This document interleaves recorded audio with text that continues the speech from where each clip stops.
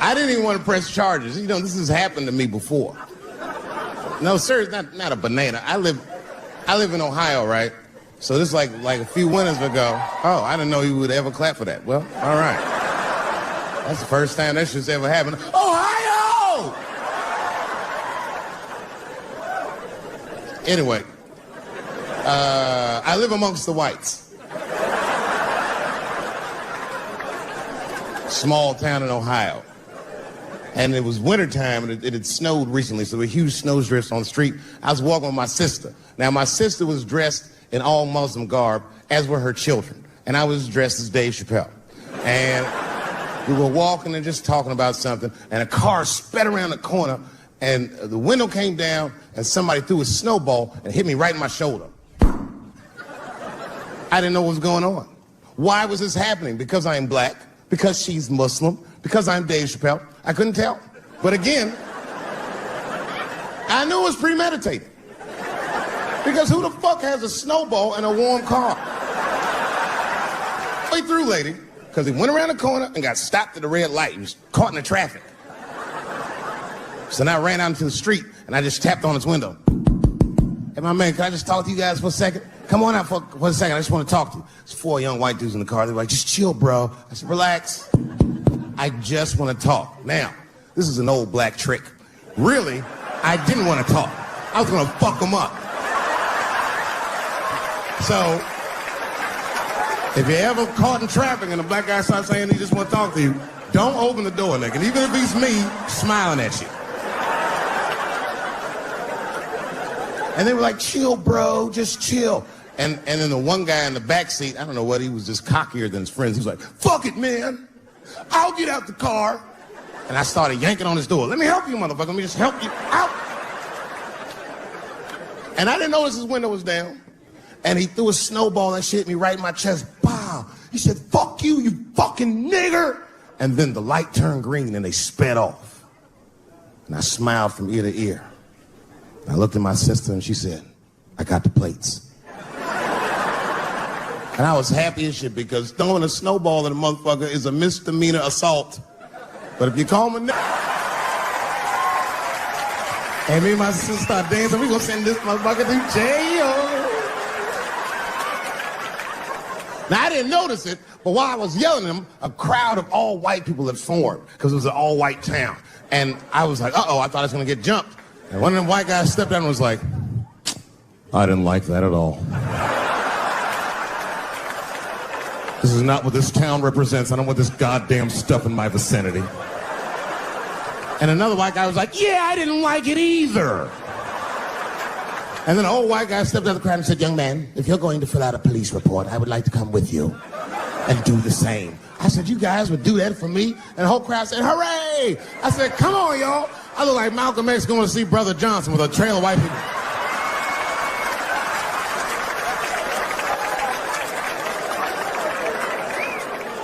Unreal. An hour later, we was all just sitting in the police station, and the police came in. They're like, well, Mr. Chappelle, 16 identical police reports. We ran the tags, 2 young men that had their mother's car. We have all 4 suspects in holding. Their mother is here. It's up to you. Whatever you want to do. If you want to press charges, we'll move forward. Sorry about that, officer. I'm a little flustered. I've never been in a position where I could decide the fate of white children before, but it's weighing heavy on me, sir. And I really can't decide. And I saw a lady pacing back and forth in the hallway, and I said, is that? He goes, yes, that's their mother. But can I speak to her before I make a decision? And when the mom came in, she saw it was me. She busted out crying. Oh, God, I don't know. I don't want him to go to jail. I am so sorry. I didn't raise him to do this. We love your comedy. We love you at the house. I said, miss, please, just, all right, look, I don't necessarily want your son to go to jail either. But what he did was pretty fucked up. So, is there something we can do short of jail just to let him know that he's wrong? She goes, oh, I don't know. What did you have in mind? Miss, I've never been in this position before. Oh, you know what we could do? I don't know if I'm asking too much, but maybe if you could just suck my dick a little bit. Just a little bit. I'm not going to finish. I just want you to do it enough so that I can tell him you did it. I'm kidding. I wouldn't do that to anybody's mother. Maybe my kid's mom, but that's it. Ebola was in Texas. Ebola made a visit. Killed that man in Dallas. 5 days that man melted to death. What happened to the brother in Dallas? Where was the secret serum is what we all said. I remember in the beginning of Ebola, there were 2 American doctors that got sick in Africa. They flew them in a private jet straight to Atlanta to the CDC. I didn't even know CDC saw patients. There it was said they administered what the New York Times called a secret serum. I don't know what's in it. It's just like Colonel Sanders' recipe. But both of these motherfuckers survived. These doctors, thank God, are healthy. They are out there somewhere tonight at Whole Foods, touching vegetables, walking around. Everything's okay. Hey, Frank, how are you? Oh, you didn't hear? I had Ebola last week, but I'm doing all right now. I was bleeding out of my eyes and anus, so I got concerned, but I'm okay. What happened to the brother in Dallas? They just rubbed some Vicks on that nigga.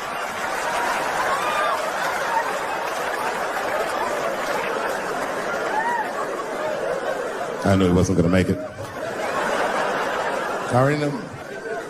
Sad. I saw in the New York Times, they said Ebola is the new AIDS. Whew. Isn't that something? Here I am thinking that old AIDS was working just fine. And they already have a new AIDS out. Isn't that amazing how they do that? Isn't it weird how there's a disease that just starts in 1980 and it doesn't kill anybody but niggas, fags, and junkies? Isn't that a fucking amazing coincidence that this disease hates everybody that old white people hate?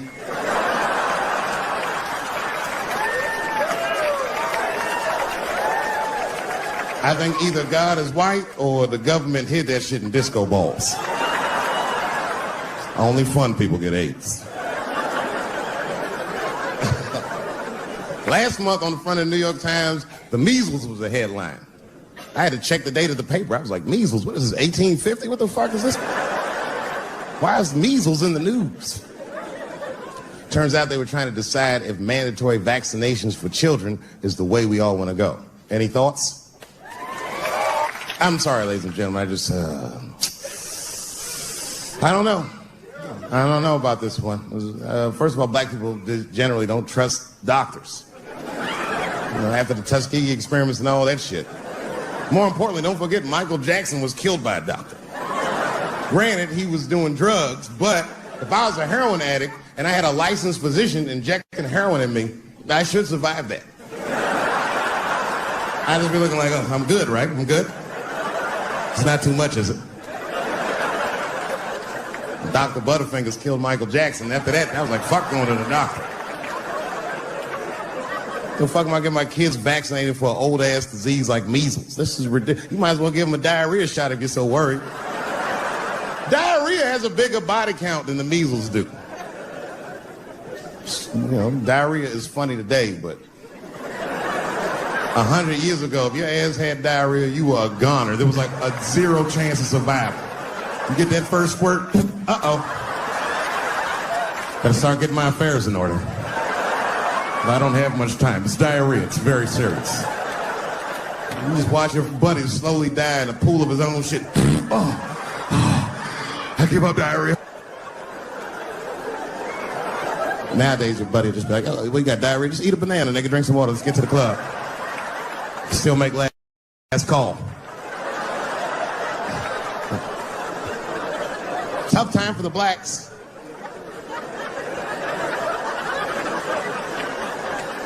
These are not good times for the blacks. I don't know if you know what I'm talking about, right?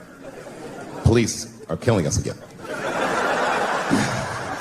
It's a very unfortunate set of circumstances because we were doing very well. You know, America has a racial hot seat. I think we can all agree that that's the truth. And we can also agree that that hot seat is traditionally occupied by African Americans in general, African American men in particular. Although I can see that in recent years, that seat has been occupied by Mexicans, and I dare say Arabs. And we, the black Americans, would like to thank you both for your sacrifice and your struggle. We needed a break. We needed a goddamn break. We all go through something, but at least I can leave my backpack someplace. If you Arab and forget the backpack, you got about 20 minutes before they send that robot to blow your shit up. Fuhad. Now ISIS is #1 on the terrorist charts. And ISIS is fucking scary. Because if ISIS catches you, they're going to cut your head off. That's what they do. I've seen them do it on YouTube. It was fucking awful. He looked right in the camera and say, "Obama, I am back." I saw that shit. I said, oh my God. Don't like.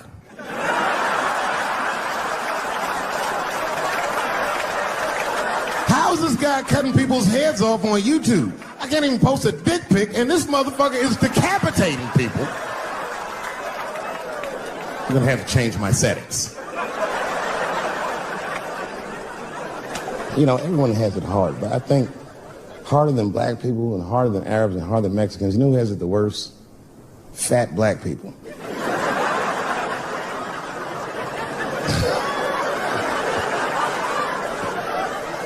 It's hard for white people to understand, but that's what I'm saying is very true. Fat black people have a really rough road because all manner of things kill white people. But you know what kills more black people than anything, more than police and terrorism? Salt, nigga, regular. Here, white people are getting Ebola cures and shit, and meanwhile, I'm dying from fucking the flavoring.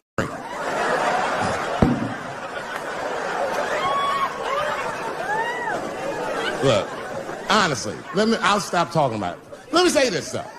Let me just say this. Can we all just say that we've seen it coming? Were you surprised? It's like when that guy threw that banana at me.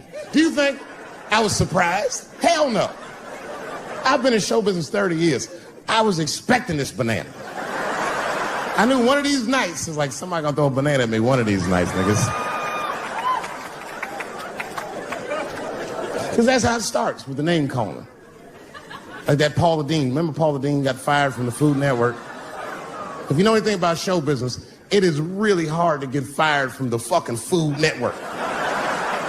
And they dropped that bitch like a hot potato. All because she called somebody an N-word 30 years before she had a show. I don't know who she said it to, but whoever it was just looking at her like, I'm gonna get you for this bitch. That shit came back 30 years later like a Bill Cosby rape and sunk a battleship.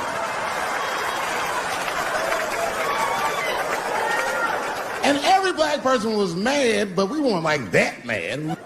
I was just like, well, how's this bitch gonna call me a nigga when she taught me how to fry chicken? That's not fair.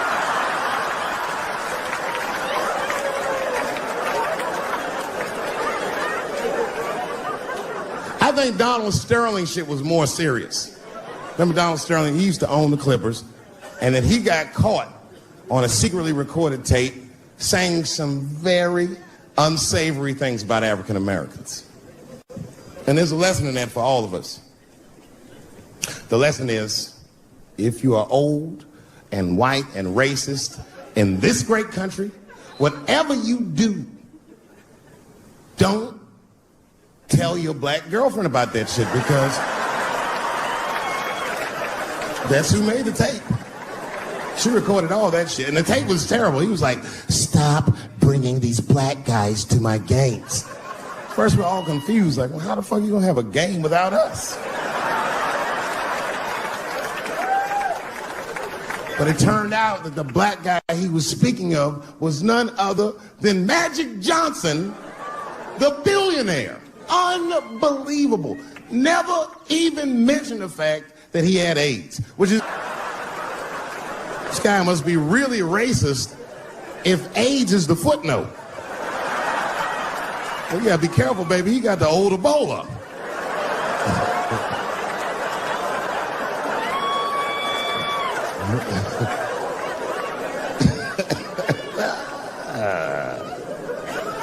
can say what you want about that girl, but I'm gonna tell you right now, she is a goddamned hero. Because you might have thought these things were happening before, but now you can see it all in front of you without a shadow of a doubt. That shit actually went down. She sucked that old guy's dick. She really took one for the team on that one. It's really gross. This dick is like 80 years old. It's like tasting history. Like 5 wars on it, civil rights movement, Great Depression. This guy's been fucking from 40 years before Bill Cosby's first rape. It's a very old man. It's a very old penis.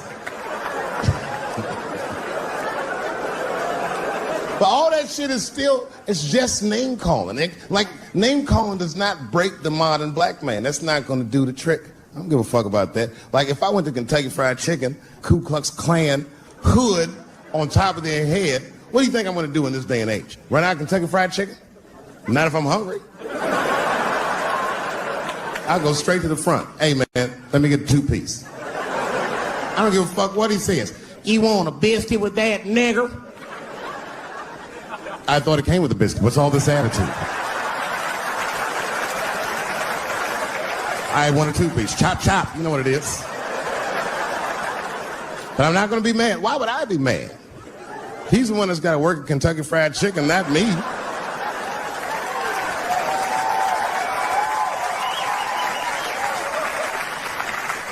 Well, how about this? What if I lived in Austin and I had a white girlfriend? It's possible in Austin. As a matter of fact, some people say it's necessary, but that's not the point.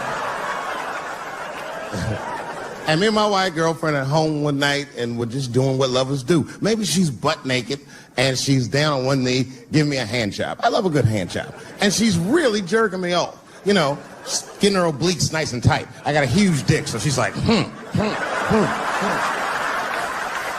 And I'm like, wow, this really feels wonderful. I think I'm gonna come, nigger. I know, that's a tough one. But what do you think I'm gonna do? Hey!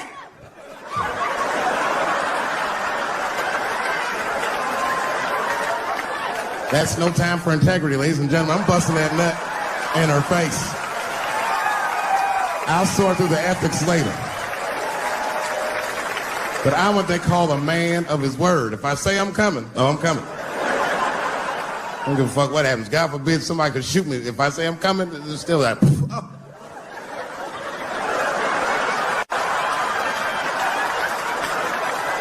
Doesn't mean I like getting shot.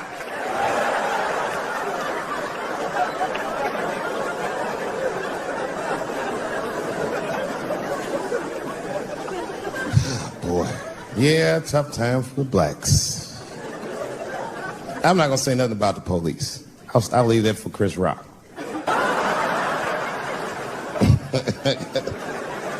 The other big sports story was fucking Ray Rice's tape. Anyone see that Ray Rice tape? I can't stop watching it. It's fucking awful. It's the most violent thing I've seen happen to a woman that was shot in color. Really fucking bad. Like, if I could have froze time at that moment and gave Ray Rice some advice, I don't think there's any way possible I'd be like, you should punch her in the face. It's a fucking terrible idea. At the same time, I also believe she shouldn't have rushed him.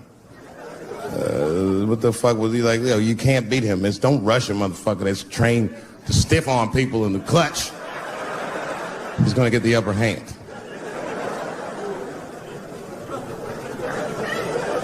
The only reason I bring him up is because, you know, he's about to play football again.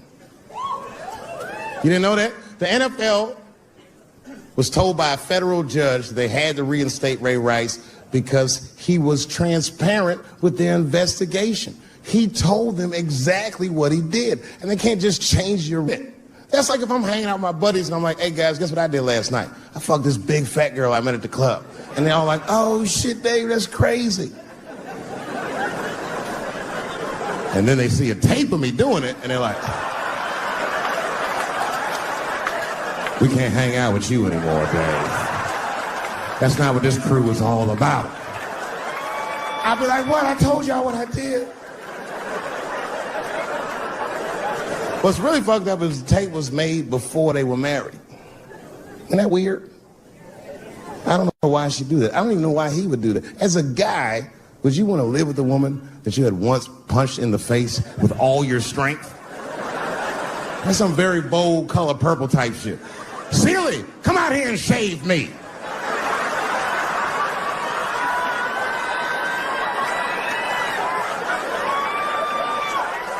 You out of your fucking mind?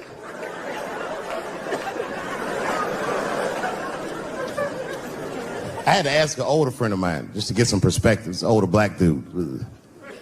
Actually, the fairest person I've ever met. And I asked him, I just said, hey man, I said, did you see that Ray Rice video? And instantly he was like, David, that shit was disgusting. I wonder what she said to him.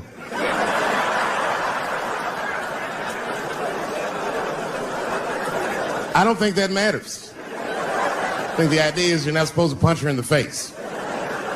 My wife says terrible shit to me. My wife once called me a pussy in front of dinner guests.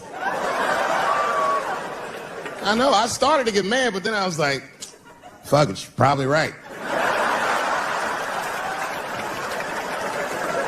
I am a pussy, I admit it. I'm soft and warm and persuasive like a real pussy. Right. And then I told her, I said, and if you don't take care of me properly, I might stink, like your pussy. Oh, we fight dirty at the Chappelle household. It's not a big deal. No. If you want to get to the bottom of a matter of the heart, what you're supposed to do is ask a woman. Now, actually, there's two women that I know. They're both college professors in this little area I live in. And I meet them twice a week at Starbucks for coffee. Talk about important shit. And I asked the girls, who's Ray Rice? After he punched her in the face with all the strength. And one of my girlfriends said, David, you need to wake the fuck up. She's staying for the money. Well, now, wait a minute, because my other girlfriend was like, I disagree. I think that she actually loves him.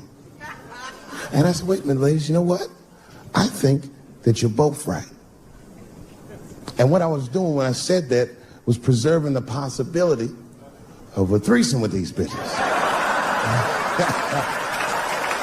I've been chipping away at this pussy one cup of coffee at a time for like 4 years. I was gonna throw all that hard work away over some Ray Rice shit. I don't care that much.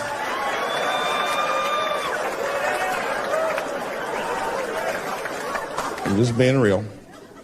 It's fucked up, man. It's a tough time for the blacks. I love you too. And then here comes the banana peel. I'm waiting on it any second. You know, that's how it starts. I saw in the paper today that the guy that threw the banana at me got arrested again because he threw a banana at another motherfucker in a bar in Santa Fe. Look it up online after the show. He actually did that. And that guy was black too. You know what a guy said he did it at night? He said, I did it because Dave Chappelle is racist. So, nigga, that's not the best way to handle that if I am racist. What if Martin Luther King just went around throwing tuna casserole on white people? Would that work? Huh? I seen your girl bubbling. She's drunk as hell, buddy. Listen, sir, I don't know what she's saying, but just take my advice. Get some water in her, or you're going to have some dry pussy when you get home.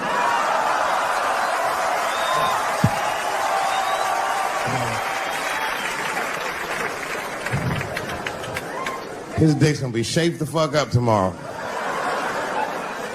Santa Maria. Who got a cigarette in here? Anyone got a cigarette I can borrow? Yeah, you fella. Yeah, please. Well, let me see this. This is a Marlboro menthol. This could have been anybody. If it was a Newport, I'd be like a black dude threw that up. But a Marlboro menthol, that's one of them riddles.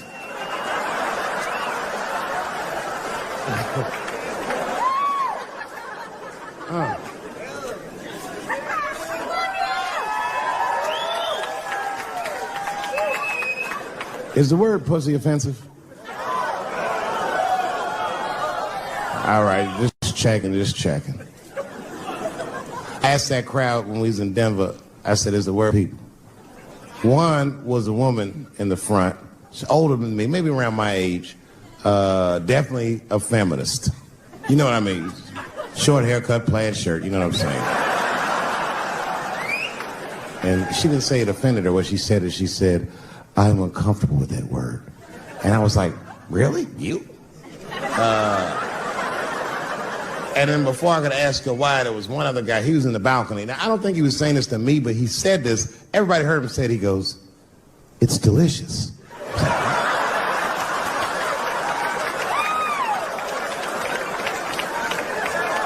I don't think I've ever heard pussy called delicious before in my life.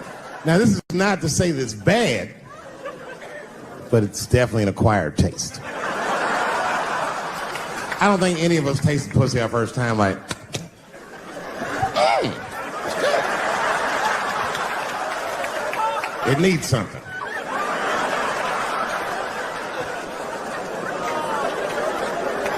You know, it's illegal for a gynecologist to say the word pussy. They can only say vagina, or they can name individual parts medically, but they can never say shorthand, even if the gynecologist is a woman. I feel like if it was a woman.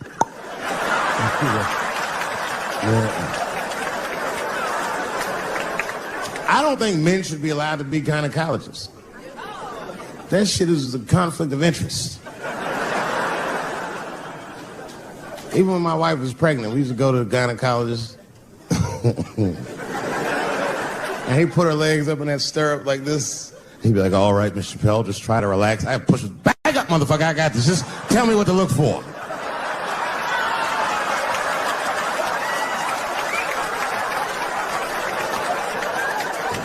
One of those home-style checkups.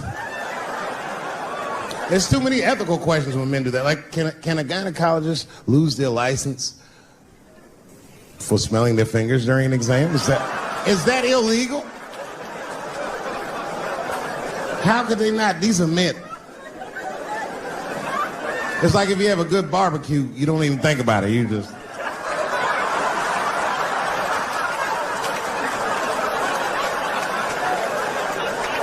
The word pussy is only offensive if you're older. People my age and younger, I don't think we dance to that shit. That song come on the radio, say, I beat the pussy up. That's a song. It's like nothing like a love song. There's no tracks of his tears, no midnight trains to Georgia. This man simply beats the pussy up. Unbelievable. You don't even know if he's having sex with these women. They might just pull their pants down. He'd be like, bah! G-Unit.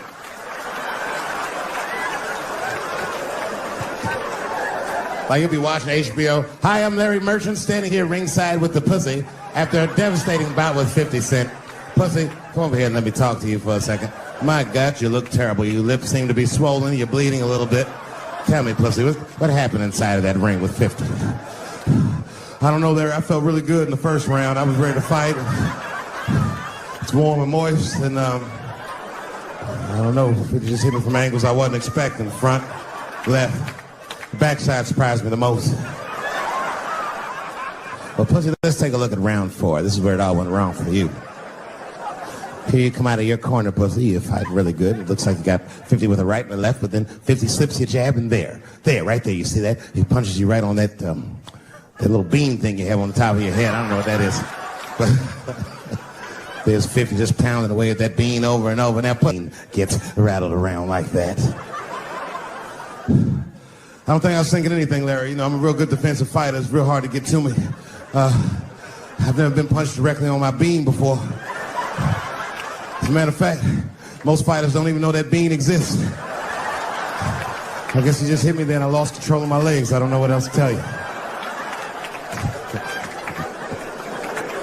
I like when Lil Wayne talks about pussy. Lil Wayne used to have that song. He say, I got a bitch that plays movies in my jacuzzi.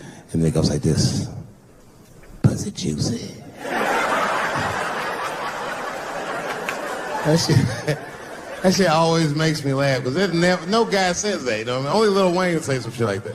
If he was fucking a girl, she's like, is this pussy good? You're not gonna be like, it's juicy. It's good. The pussy was juicy. That's why I'm not Lil Wayne, because if I was in a hot tub with a girl, And I could tell that the pussy was juicy. While I was in the hot tub, I'd probably get out of the tub. I'm a germaphobe. I just picture Lil Wayne like, what is this strange oil floating in my hot tub water juice? That shit was so funny to me, I must have wrote like no less than 40 jokes with the punchline pussy juice. And all of them work to some degree 100% of the time. I'll do one more just so you believe it, okay? All right. In this next piece, it's a special episode of CSI. For some reason, Lil Wayne is guest starring as the lead detective, okay? That's the setup. Are you ready? Here it goes. Has anyone else been on this crime scene? No. It's very strange. This place is virtually undisturbed. No forced entry. No sign of a struggle. Shine your flashlight right here. Just stick in something. What is this?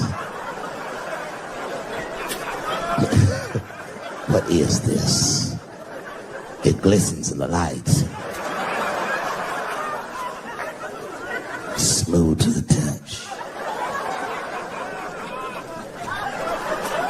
Pussy juice.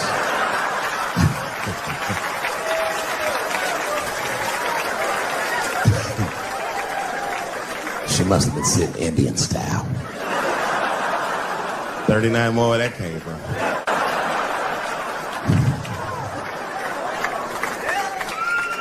Everybody's mad about something.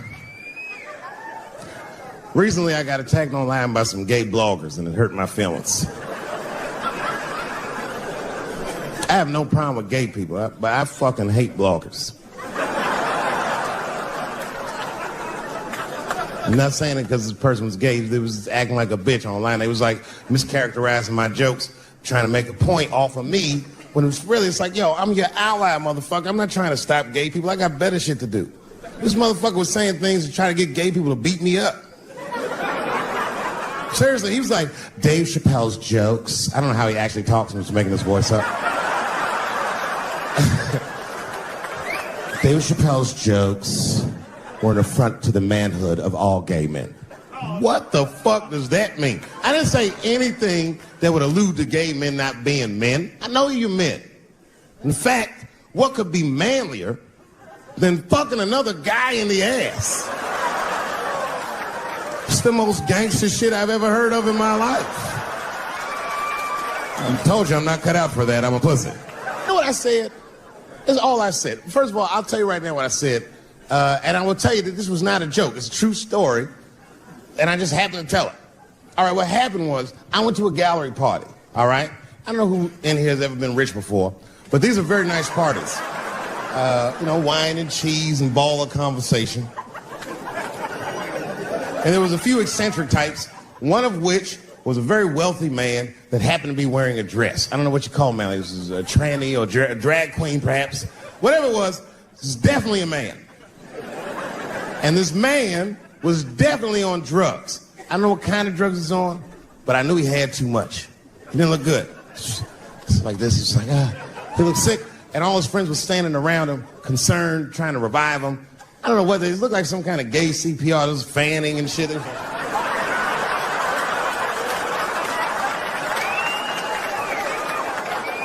I saw all this from a distance. Now, I should have minded my own business, but I got curious. I was like, oh.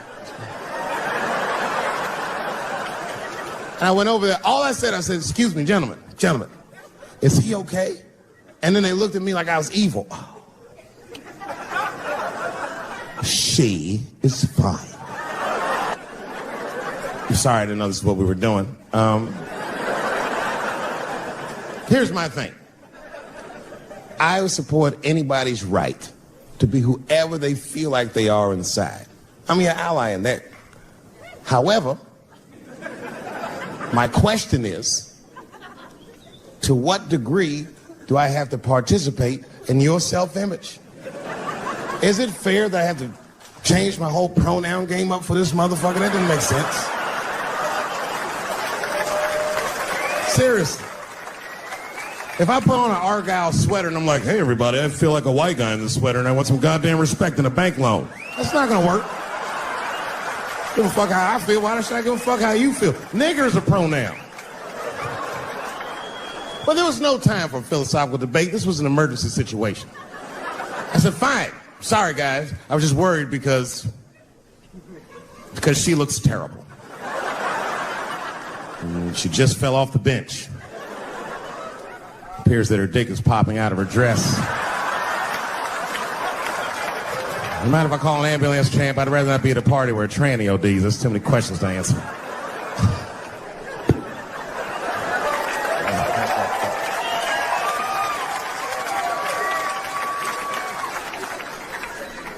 Okay, I've been through this before. I had a friend from high school. Now, in high school, this guy was a thug, right? He was a fucking dope boy. He did it all. He's a wild dude. People used to be very scared of him. And then after high school, word on the street was he'd come out the closet.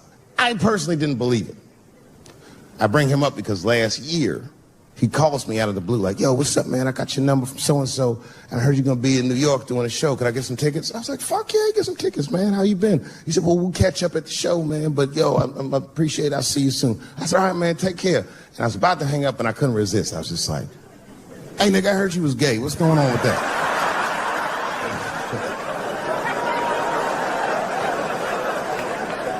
And I wish I didn't ask. Because he sounded like he was dying to talk about that shit. And he had a long story about it. And it's not that I didn't care, but I was, I don't like talking on the phone. I was watching TV at the same time. So I just wasn't really paying attention like I should. But I was trying to sound supportive, but I didn't really know what to say. So I just like mumbling shit throughout this conversation. I just be like, nigga, you gay, man. You just gay. This went on for a while, and then finally I had to say something like definitive to get him off the phone. And I was like, hey, man, you know what? Don't let people get you down, all right? And the next time someone tries to make you feel bad about yourself, just remember, everybody fucks funny to somebody.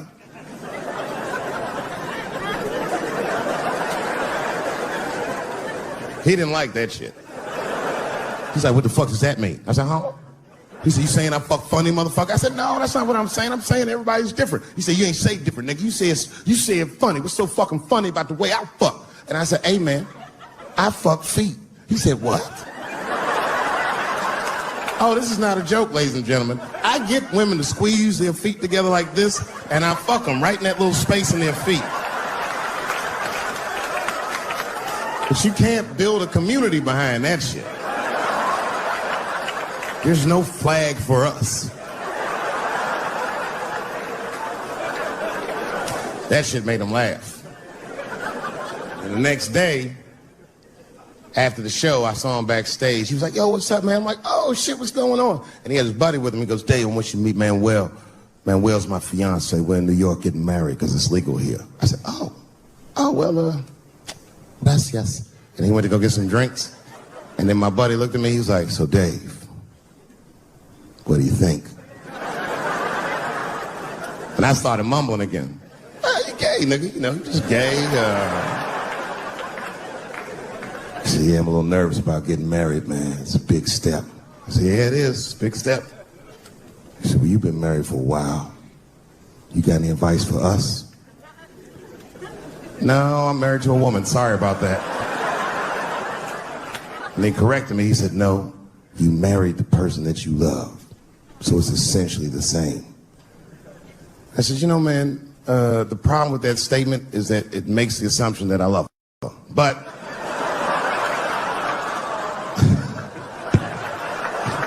you guys lighten the fuck up. Of course I love my wife. She laughs at this shit. As a matter of fact, she eats and spends this shit. You know what I told him? I told him, I said, you know what you should do, man? First of all, you shouldn't do it. I'm talking about being legally married. It's not that you're gay as much as just legal marriage is a fucking diabolical leverage game in the United States. I'm just being honest. Devoid of religious significance or the idea of love, marriage is nothing but an awful contract that you shouldn't sign. I'm just being real. Because you start out loving each other, and then like 2 years later, you're just building a case against one another for a hypothetical court date that may or may not ever happen. You throw being gay on top of that, that shit is explosive. Like I said, Ray Rice shit. Okay, right after Ray Rice went through all that shit, I was at a party and I met this kid, Michael Samms. You know Michael Samms? Very nice guy. He's the first openly gay NFL player. And Mike's a very nice guy, very brave guy. But when I met him, I couldn't help but thinking, his wife up in the elevator. Is that domestic violence, or is that just two niggas working shit out in the elevator? You know what I mean?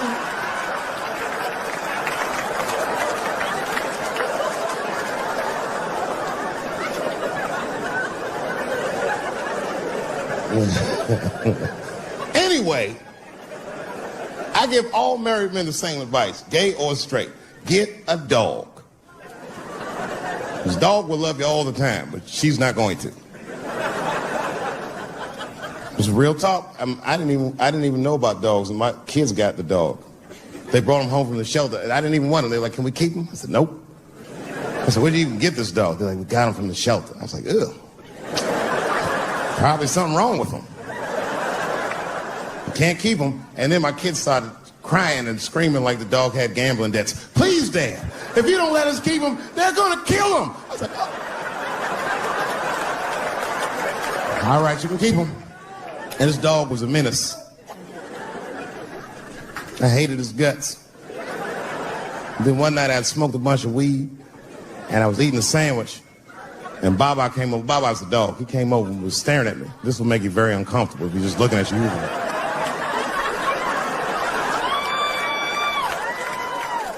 I had to give him a piece of my sandwich so he'd go away. And that's how we became friends. Now, if you see me walking down the street with Baba, I ain't got no leash or nothing. He walks right next to me. If I stop, he'll stop. And if I go, he'll go. And all my friends are like, "Yo, Dave, that shit is dope. How you train Baba to do that shit?" I've never trained Baba. I'm just a messy eater. If I drop food and Baba's not around, all I gotta do is call him. "Baba!" He's a black dude's dog, so he doesn't come right away. He peeks first to see what's going on.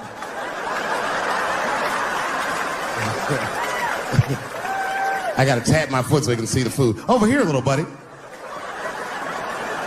And he's like, "Thanks, Dave." He'll come get it and run off. But he knows all my habits. Like if he smells weed in the house, he'll be like, "No, this motherfucker's about to eat." And he'll just come running.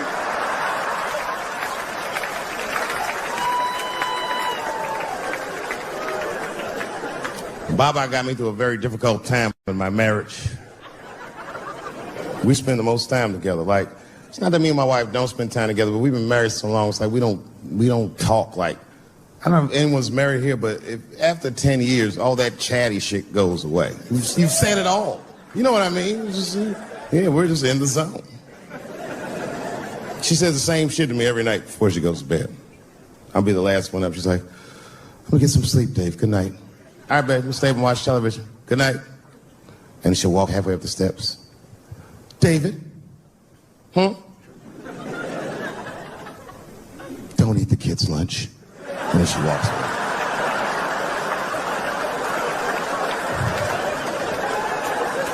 Well, the crazy shit is I don't even eat their lunch anymore. Back in the day, I used to eat that shit. You know how that goes. I might smoke some weed in the middle of the night, and she'll leave neatly wrapped sandwiches all over the kitchen. I'm gonna eat it. What's the big deal? Why can't she just make another one in the morning? I mean, it's like, I got sons anyway. And sons love everything their dads do. My kids would be at school the next day, just look like, "Oh, Dad bit my sandwich. Oh, shit!" You could trade that sandwich for something better. What I'm doing is adding value to their lunch. You shouldn't understand these types of things. Anyway, she gets mad at me. Well, she's mad at me now because I got myself in trouble. I got myself extorted, which happens in this business. I come home from the road. There was a FedEx sitting on the kitchen table, and it was addressed to me, so I opened it. I don't know who delivered it. And there was a video cassette inside with a note written on it that said, "Gotcha." Oh, my God. Can you imagine? I freaked out. I tore the whole house apart trying to find the VCR. I hadn't seen a tape in like over a decade. And I watched the tape and it was awful. They got me. It was a tape of me. I was fucking a girl, okay? But it was from before I was married. But it was not a good look. And I felt sick to my stomach. And I looked up at the clock and then I saw my wife was coming home in 10 minutes and I just panicked. I jerked off to the tape real fast. And then...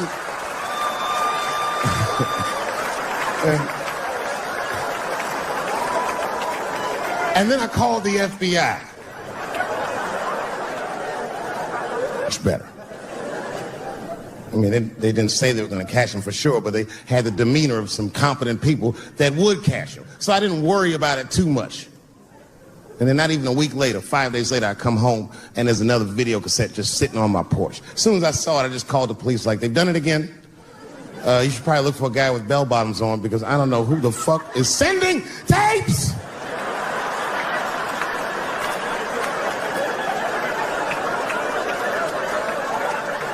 And that second tape was the worst shit I'd ever seen in my life. It was awful. Career-ending bad. It was a tape of me jerking off to the tape a week earlier. I don't even know how they'd even get such a thing. I had to explain all of this to my wife. She was very mad. No thing in this world is as cold as a woman's cold shoulder. Because she was mad, but she wouldn't talk to me about it. She would just punish me in little ways. Make me do shit that I hate to do. Like pick the kids up from school. That's one thing she made me do. That's a hardship for me. I got one son that goes, and I picked one for this special. It's not an easy punchline to pull off. Are you ready? Yeah. Here it goes. The punchline is, so I kicked her in the pussy. I haven't finished the joke yet. I just know whatever happens in the beginning of the joke, at the end of the joke, for some reason, I'm gonna kick somebody in the pussy. And it's going to be hilarious. And you know what's weird? I've always been this talented. I can't remember a time when I wasn't. You know, when I was growing up, I was probably about 8 years old, and at the time, we were living in Silver Spring. Yeah. Yes. Common misconception about me in D.C. A lot of people think I'm from the hood. That's not true. But I never bothered to correct anybody because I wanted the streets to embrace me. As a matter of fact, I kept it up as a ruse. Like sometimes I'll hang out with rappers like Nas and them, and these motherfuckers will start talking about the projects. Yo, it was wild in the PJs, yo. And I'll be like, word, nigga, word. But I don't know. I have no idea.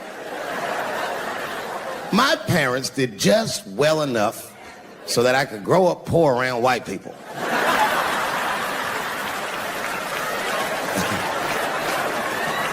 And to be honest, when Nas and them talk about the projects, nigga, I used to get jealous because it sounded fun. Everybody in the projects was poor, and that's fair.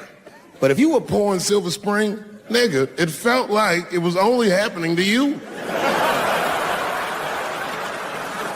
Nas does not know the pain of that first sleepover at a white friend's house.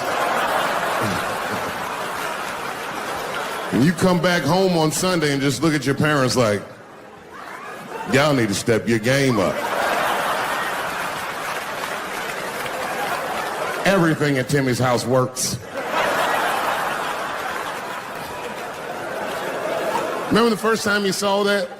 The cold winter, and to be at a white friend's house and see the motherfuckers in their living room without their coats on?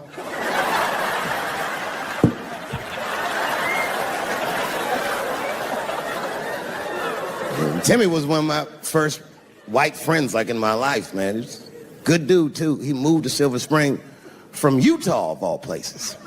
I guess his family was affiliated with that Mormon church they got down there, and me and him used to hang out.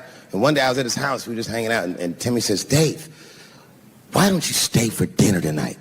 I said, oh, man, I'd love to, but I can't. If I'm not home before dark, my mother will kill me. That was a lie.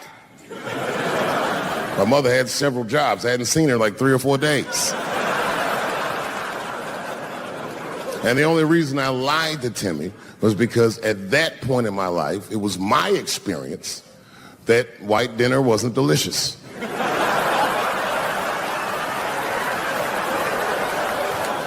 I'd rather go home and fry some bologna or some shit like that.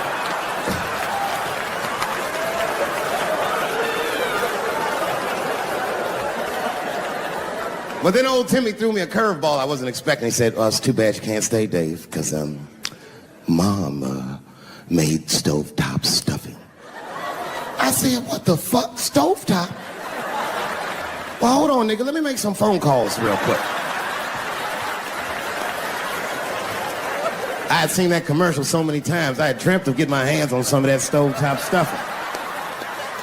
And finally, I met a motherfucker that actually had a box of stovetop in the house. I couldn't miss this opportunity, so I pretended to call my mother. And then I came back and I said, Timmy, you're not going to believe this great news.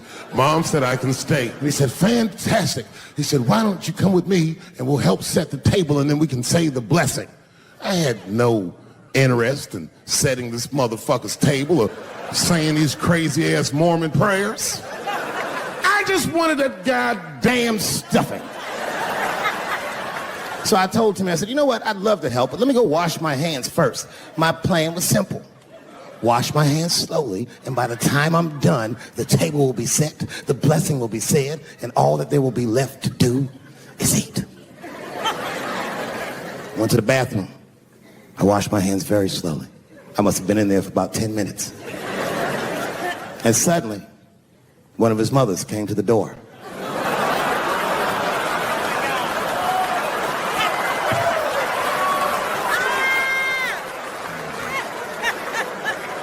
She was like, hi, David, right? I said, yes, ma'am. She said, Timmy tells me that you're planning on staying for dinner. I said, I hope that's not a problem, ma'am. She says, no, it's no problem. In fact, we'd love to have you. It's just that we weren't expecting company.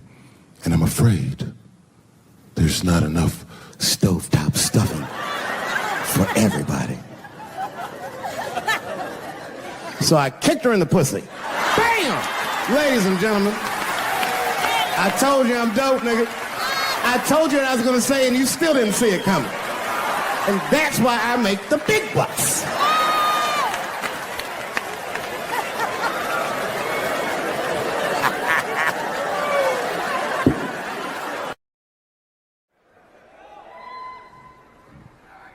It's been said in the press that I was invited to speak to the transgender employees at Netflix, and I refuse. That is not true. If they had invited me, I would have accepted it, although I am confused about what we're speaking about. I said what I said, and boy, I heard what you said. My God, how could I not?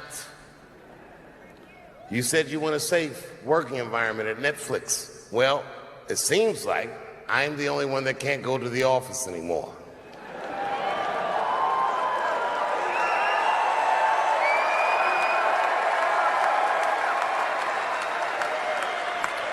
I want everyone in this audience to know that even though the media frames this, that it's me versus that community, that is not what it is. Do not blame the LGBTQ community for any of this shit. This has nothing to do with them. It's about corporate interests and what I can say and what I cannot say.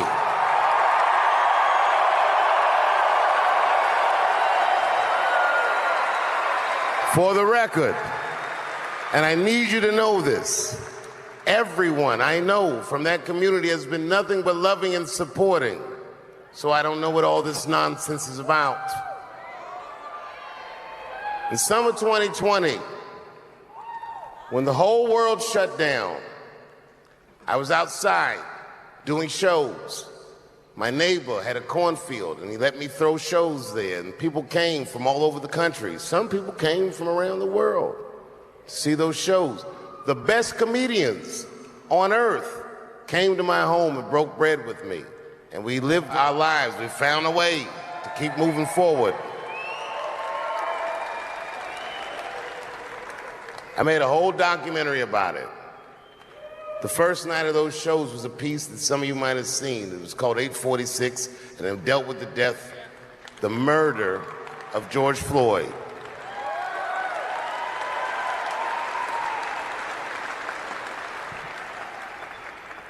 This film that I made was invited to every film festival in the United States, and some of those invitations I accepted. And when this controversy came out about the closer, they began disinviting me from these film festivals.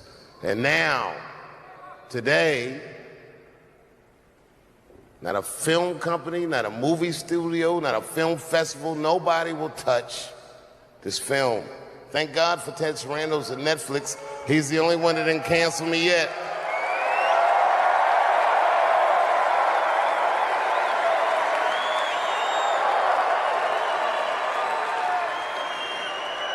To the transgender community, I am more than willing to give you an audience, but you will not summon me. I am not bending to anybody's demands.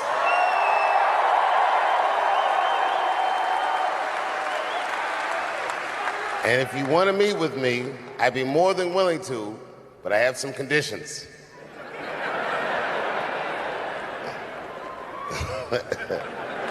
First of all, you cannot come if you have not watched my special from beginning to end.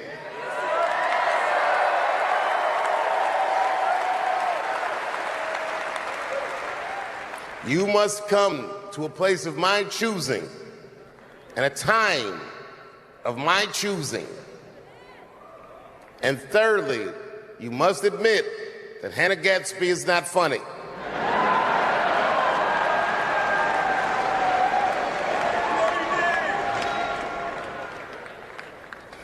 I desperately want people to see this movie, but I understand why investors would be nervous. Since nobody will touch it, I'll tell you what I'll do. I will make it available for all of you in 10 American cities, going on sale in the next few days. You will be able to see this movie in its entirety, and you can see what they're trying to obstruct you from seeing. And you can judge for yourself, but you cannot have this conversation and exclude my voice from it. That is only fair. You have to answer the question, am I canceled or not?